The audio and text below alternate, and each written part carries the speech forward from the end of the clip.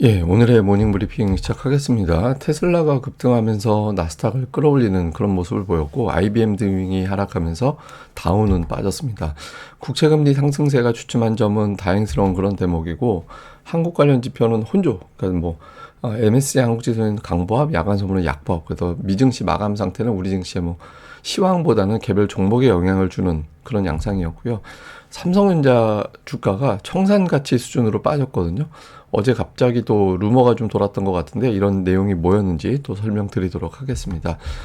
미증시는 다우는 빠지고 S&P 500 나스닥은 올라가고 러셀 2000도 올라갔는데 어쨌든 나스닥이 0.76% 올랐다라는 거는 특정 대형주가 주도했을 가능성이 높은 거잖아요. 그래서 테슬라 효과죠. 그러니까 테슬라 효과 때문에 이미 소비재가 3%나 업종 지수 자체를 끌어올렸고 그 외 보면 사실 이렇게 업종 지수 자체가 크게 올라갔다 내려갔다 그런 게 없었어요. 유틸리티가 0.7% 빠지고 소재가 1.4% 빠진 게 있습니다만은 그 외에는 등락폭이 되게 제한적이었죠. 0.2%대. 그러니까 전반적으로는 좀 신중한 가운데 테슬라가 하드캐리한 하루였다. 이렇게 보면 되겠죠.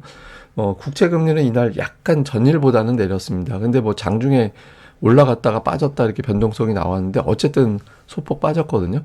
금리가 전일보다는 내려갔던 거는 이제 유가가 내렸는데 이스라엘하고 하마스하고 협상할 것 같다더라. 협상단이 움직인다더라. 이런 보도가 나온 게 있었고요. 그리고 또 일부 증권사 분석에 의하면 이날 일본 보험사들하고 그다음에 미국 기업들 중에 일부에서 채권 저점 매수에 나섰대요. 그러니까 이제 매수 나서니까 누군가 채권을 사주니까 이제 금리는 내려가죠. 그래서 이런 효과가 좀 있었던 것 같다. 근데 규모가 엄청난 건 아니었기 때문에 금리 자체를 뚝 떨어뜨릴 정도는 아니었고 약간 내려가는 정도의 영향을 줬다. 이렇게 보면 될 것 같습니다. 그래서 이날 금리는 큰 재료보다는 뭔가 좀 묵직한 지수 올라가고 싶은데 올라갈 정도는 아니고 그렇다고 이제 빠질 것은 막아주고 요 정도로 재료가 된 것 같아요. 어쨌든 이날 메인 재료는 테슬라였죠. 테슬라가 실적 발표를 하고 그 실적 발표하는 과정에서 내년도 자동차 판매량 20에서 30% 증가할 거다 이런 코멘트를 하고 또 로보택시 관련해서 자율주행 계획 일정 이런 것들을 공개를 했잖아요. 그래서 일부 증권사에서는 표현으로 황금 당근을 이제 보여줬다 이런 표현을 하더라고요. 근데 이제 증권사별 목표 주가는 그렇게 썩 후하진 않아요. 그러니까 보면 파이퍼 샌들러 이런 데서는 310달러, 그다음에 웨드부시에서도 300달러 정도 제시를 했지만 그 외 증권사들 목표 주가 보면 오늘 종가보다 오히려 낮거든요. 그래서 실제로 그게 달성될지는 숫자 봐야 된다. 이렇게 신중하게 제시하는 것도 있었습니다. 근데 어쨌든 테슬라의 매수세가 집중되다 보니까 다른 종목들 등락폭이 거의 미미했습니다. 이거 보시면 애플 약보합, 엔비디아, 마이크로소프트, 아마존, 메타가 올라가긴 했지만 되게 조금 움직였잖아요. 그래서 전반적으로는 테슬라의 매수세가 집중되고 나머지 종목은 좀 소극적으로 움직인 그런 하루였던 것 같습니다. 그리고 증권 관련된 주요 내용들, 코멘트 나온 거 보면 이것도 어정쩡했어요. 그러니까 최근에 증시 조정이 대선 이슈 때문인데 큰 문제 없다.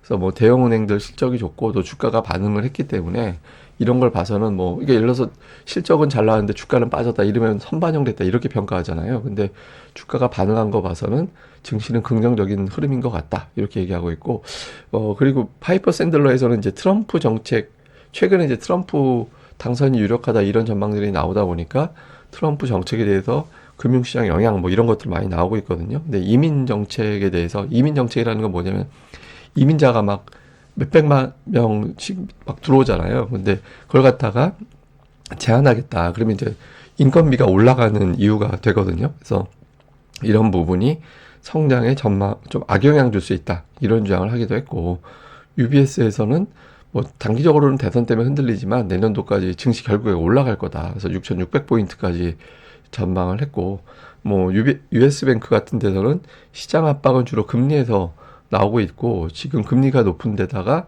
실적 이슈가 테슬라 정도 가지고는 좀 부족하고 다른 어떤 엄청난 실적이 나와야 시장이 올라갈 텐데 아직 그런 단계는 아닌 것 같다. 또 이렇게 주장을 하기도 했습니다. 자, 지표는 이제 실업수당 관련된 지표가 나왔는데 신규 실업수당 청구는 22만 7천 예상치보다 낮게 나왔거든요.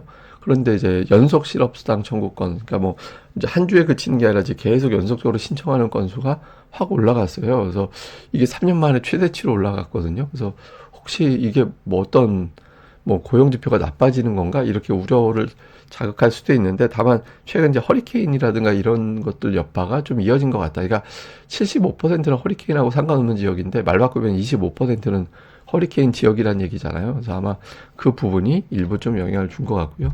그 다음에 이제 S&P 글로벌의 PMI 지표 보면 여기서 오렌지색으로 보고 계신 게 이제 제조업 쪽이거든요. 근데 최근에 제조업이 계속 떨어지는 추세였잖아요. 근데 살짝 튕겨 올랐습니다. 그래서 이게 만약에 더 올라가게 되면 제조업 지표가 우리나라 그 저 테크, 그러니까 기술조달 수출에 좀 영향을 주는 지표거든요. 근데 이게 S&P 글로벌이 아니라 이제 ISM 제조업 지표가 중요한 건데, 보통 금리 내리면 두 달 후에 제조업 지표가 회복되는 그런 경향이 있거든요. 그래서 이번 달까지는 조금 주춤해도 다음 달 이후에는 아마 이 지표가 돌아서고, 이것 때문에 우리 증시 뭐 기술주들의 투자 심리가 좀 개선될 가능성은 좀 있다.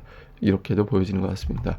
뭐 주요 종목으로는 IBM이 실적 안 좋게 나오면서 6% 빠졌고, 이게 다우지수 떨어뜨리는 결정적인 역할을 했고요.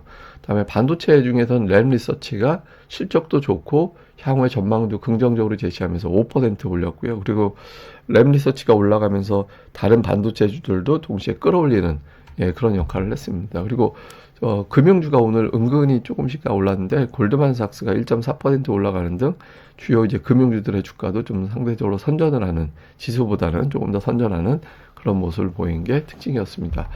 자, 그리고 미국 대선 앞두고서 지금 해리스가 0.2% 정도 앞서고 있다. 뭐 이제 이런 여론조사들 나오고 막 그러거든요. 그런데 이게 그 바이든이 그때 4년 전에 여론조사 했을 때 8% 앞섰대요. 근데 실제로는 되게 박빙으로 이겼잖아요. 그리고 이제 힐러리가 그때 당시에 또 5.5% 앞서고 있었는데 결국엔 졌죠. 그러니까 지금 이런 여론조사 나오면 트럼프가 이길 거야, 뭐 이런 분석들이 많긴 해요. 근데 이제 저는 뭐 계속 일관되게 말씀드리지만 저건 트럼프가 이긴다고 어떻게 장담을 하나. 그러니까 진짜 미국 대선은 모른다. 예, 지금 분위기 이렇게 몰아가지면 어떻게 될지 모르기 때문에 뭐 결과적으로는 이제 좀 열어봐야 될 것 같고, 뭐 그 전까지는 아마 트럼프 이슈로 조금 시장이 흔들릴 가능성은 없잖아 좀 있어 보입니다. 그다음에 이제 우리 증시에서는 어제 삼성전자가 막판에 갑자기 확 밀렸잖아요. 예, 막판에 밀렸는데 어제 어떤 루머가 돌았냐면 그 이거 이틀 전, 3일 전 기사긴 하거든요. 머니투데이에서 나왔던 3일 전 기사인데 그 삼성전자의 오너 일가들 이 대출 받았는데 그 담보로 삼성전자 주식을 담보로 맡겼잖아요. 근데 이게 주가가 빠지면서 이 담보 비율을 유지하기 어렵게 됐다라는 거예요. 그래서 이 5만 원 후반, 6만 원 정도, 요 정도 유지가 되지 않으면 이게 잘못하면 뭐 이론적으로는 반대매 돌아갈 수 있다. 아니면 이제 더 담보를 맡기던가 이렇게 돼야 된다라는 거거든요. 근데 어제 아마 그런 얘기가 돌았나 봐요. 그래서 뭐 좀 반대매도설 이런 것들이 갑자기 돌아가지고 막판에 주가가 빠지고, 이게 이제 전기전자 업종 그 장중 외국인들 순매매 지표인데 이게 안정되다가 오후 들어서 갑자기 매도가 확 던져지는 그런 모습이 나왔었죠. 그래서 아마 저런 이야기가 돌고 이제 그러면서 이제 삼성전자가 막판에 낙폭이 더 커진 게 아닌가, 이렇게 이제 추정이 되는 것 같습니다. 어제 좀 이상하게 뒷부분에서 좀 밀어내렸는데 뭐 요런 이유로 좀 주가가 빠진 것 같고, 지금의 주가가 56,000원대가 삼성전자 현재 BPS예요. 그러니까 청산가치, 우리가 보통 이야기하는 청산가치만큼 주가가 빠졌거든요. 내년도 실적 적용하면 61,000원인데 그거보다 지금 훨씬 낮고, 올해 적용한 거에 비하면 청산가치까지 주가가 빠져버렸고, 그러니까 이게 삼성전자가 이래도 여기서 안 올릴 거야 막 이런 식의 어떤 얘기가 나올 만한 위치긴 한데, 어쨌든 뭐 외국인들이 돌아서야 올라가는 거니까 지금 이런 뉴스가 어떤 영향을 주는지도 좀 체크해 봐야 될 것 같고요. 반면 이제 하이닉스는 어저께 또다시 121선 돌파를 했죠. 그러니까 최근 들어서 121선 위에서 이틀 연속 마감한 거는 처음이었거든요. 근데 보시다시피 8월의 고점은 넘기지는 못하고 있잖아요. 20만 원이다라는 중요한 이제 주가. 근데 수급 보면 좋죠. 개인들이 매도하고 외국인들이 꾸준하게 매수하고 기관도 가세하고 이런 구도거든요. 근데 어제는 목요일 위클리 만기 이슈도 있어서 오늘이 진짜라고 봐야 되거든요. 그래서 오늘도 이 매수 기조가 유지가 되면서 20만 원 넘겨버리면 어쨌든 시장에 주도주가 등장하는 부각되는 그런 이슈가 될 수 있거든요. 그래서 오늘 하이닉스 주가가 여기서 밀어 올리는지 이것도 좀 잘 봐야 될 것 같고요. 그 다음에 이제 코스닥은 제가 이제 그 차트 어제 설명드리면서 급락 이후에 한동안 상승 사이클로 접어들기 위해서는 이제 2, 3일 동안의 움직임이 중요하다. 그래서 일단 어제 같은 경우 이제 그 큰 반등 나온 다음에 그 다음에 그 저점을 깨면 안 되고 그 저점을 깨지 않은 상태에서 하루 이틀 이내 큰 폭으로 올라가 주면 그러면 이제 이번 조정 사이클의 저점은 이틀 전으로 찍은 거고 이제 그 다음부터는 이제 올라가는 추세로 바뀌게 된다. 뭐 이런 말씀 드렸었잖아요. 이제 그러기 위해서는 오늘 상승이 나와야 되고 오늘 또는 월요일에 큰 폭으로 급등하는 게 나와줘야 되거든요. 가급적이면 이제 오늘이면 조금 뭐 큰 폭이라는 게 뭐 엄청난 거 아니고 양봉 나오면 된다는 얘기예요. 근데 어쨌든 그런 흐름이 나오지 않으면 이제 미국 대선 전까지는 좀 흔들린다. 이렇게 시나리오가 그려지면 됩니다. 근데 최근에 수급 보면 외국인 기관이 살 때 같이 사고 팔 때 같이 팔고 막 이런 형태 보이고 있거든요. 그러니까 몰려다니는 형태가 나오고 있는데 뭐 어쨌든 그렇게 되면 외국인들이 동시에 매수하면 또 대형주들이 올라가는 형태가 되잖아요. 그래서 오늘 시가총액 상위, 그러니까 제약, 2차 전지, 반도체, 그러니까 이런 쪽에서에 대한 어떤 외국인들 기관의 움직임이 어떻게 나오는지 그러면서 플러스로 마감이 되는지 이걸 좀 집중적으로 봐야 될 것 같습니다. 자, 요약을 좀 해보면 전일 테슬라 효과가 우리 증시에 반영되지 못했거든요. 이유는 테슬라가 매출은 예상 하회, 영업이익은 잘 나와서 추정을 해보면 아마도 배터리 업체들 압박에서 배터리 싸게 공급받아서 이익률 좋아진 거 아닌가? 그러면 2차 전지 호재만 되는 건 아니잖아. 뭐 이렇게 해석된 게 있었거든요. 근데 오늘 테슬라가 어제 시간에보다 더 올랐잖아요. 예, 그래서 이 부분이 좀 영향을 줄지. 그 다음에 삼성전자가 청산가치 수준으로 빠졌기 때문에 이 부분이 어떻게 이제 영향을 줄지. 그 다음에 외국인들이 되게 세게 때렸다가 쉬었다, 세게 때렸다, 쉬었다 이런 패턴이 나오고 있거든요. 그래서 오늘 장에서는 좀 쉬어가는 움직임이 나오는지. 근데 이제 쉬어간다라는 것보다는 업종이 되게 중요한 것 같아요. 어제 하이닉스, 자동차 이런 기업들의 실적이 나왔잖아요. 예, 그러니까 이런 가운데 이런 업종, 그러니까 특히 전차군단, 그러니까 어제 현대차 실적이 예상치 하회하면서 빠졌는데 좀 일회성 비용 영향이 있는 것 같다. 뭐 이게 충당금 영향이다 이런 분석도 나왔거든요. 그래서 어쨌든 두 업종에 대한 어떤 수급 변화 이런 것들을 살펴봐야 될 것 같습니다. 그리고 어제 예탁금을 보니까 갑자기 확 올라갔어요. 그래서 증시에 뭉칫돈이 들어왔나 이렇게 볼 수도 있는데 지금 10월에 IPO, 그러니까 지금 중요한 기업들 상장이 예정이 되어 있기 때문에 아마 그거하고 관련된 돈이 좀 포함된 게 아닌가 이렇게 보여지거든요. 그래서 지금 예탁금이 제가 보기에는 주식 빠졌으니까 주식 살라고 이제 뭉칫돈 들어온 것보다 상장 참여하기 위한 어떤 돈으로 보이는데, 근데 어쨌든 이 돈이 뭐 들어온 것 자체는 그러니까 이 정도 들어오면 사실은 코스닥 시장에 좀 힘이 돼요.